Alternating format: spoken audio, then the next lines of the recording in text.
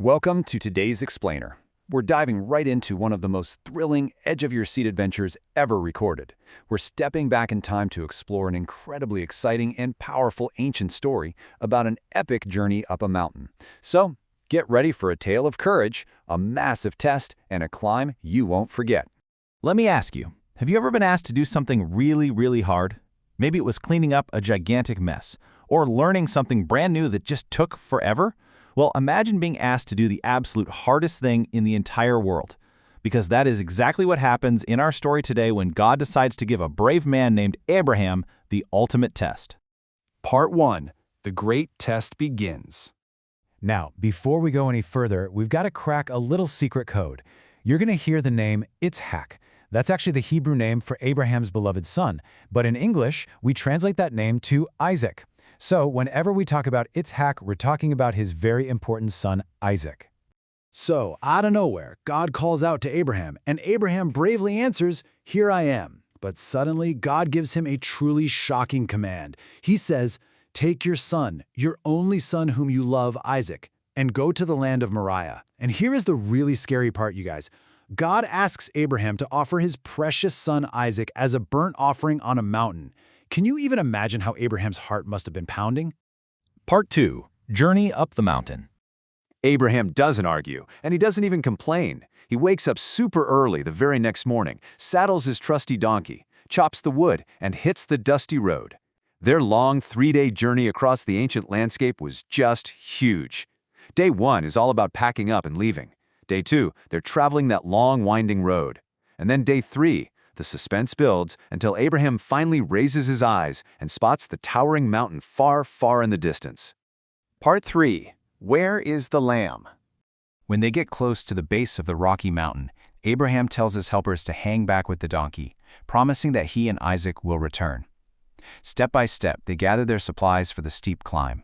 Abraham takes the heavy wood for the offering and carefully lays it right on Isaac's back.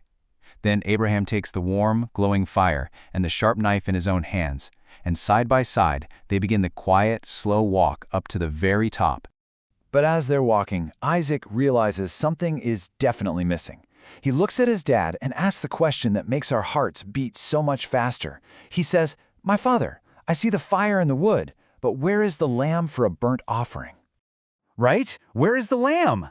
They have everything they need to make a fire and they have all the heavy wood, but literally, where is the animal they are supposed to sacrifice? The suspense is totally through the roof right now. Well, instead of panicking, Abraham shows this absolute, unbreakable faith. He looks at his son under the glowing sky and calmly replies, "God will provide himself the lamb." He fully trusts that God has a master plan, even when everything seems completely impossible. Part 4. God provides the ram. They finally reach the top. Abraham builds an altar out of stones, arranges the wood, and in the ultimate test, he actually binds his son Isaac. He reaches out his hand and raises the knife. But wait, right at the very last tiny second, an incredible burst of light appears, and an angel of God calls out in a booming voice from heaven, "Abraham, Abraham, don't lay your hand on the boy." God tells Abraham that he now knows for sure that Abraham truly fears and obeys him. Whew, what a massive relief. I mean, what an amazing turnaround. On one side, we had this incredibly scary ultimate test where Abraham was willing to give up his only son. But on the other side, a miraculous rescue. Right in that moment, Abraham looks behind him, and caught in the bushes by its horns is a wild ram. Abraham joyfully takes that ram and offers it as the sacrifice instead of his beloved son.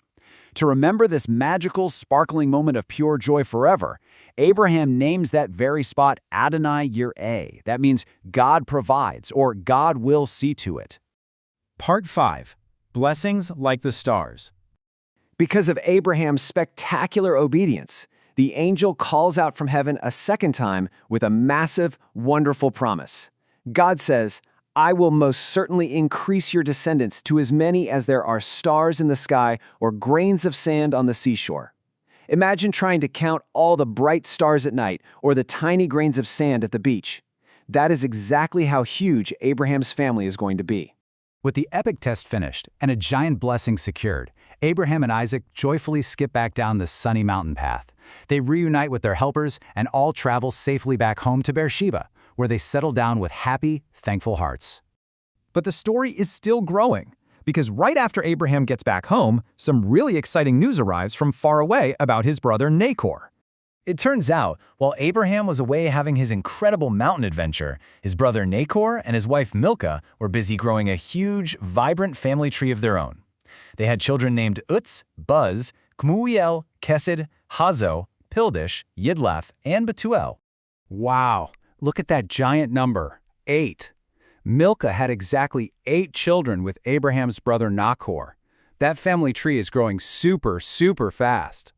And it gets even bigger. One of those 8 children, Betuel, grew up and actually became the father of a girl named Rivkah. Plus, Nahor had a concubine named Reumah, and she had 4 more children too, Tevach, Gaham, Tachash, and Ma'acha. So many new cousins popping up in the family. As we finish our epic explainer today, I want to leave you with some real food for thought. The big moral of Genesis 22 is this: obedient faith and trust in God bring blessing and provision.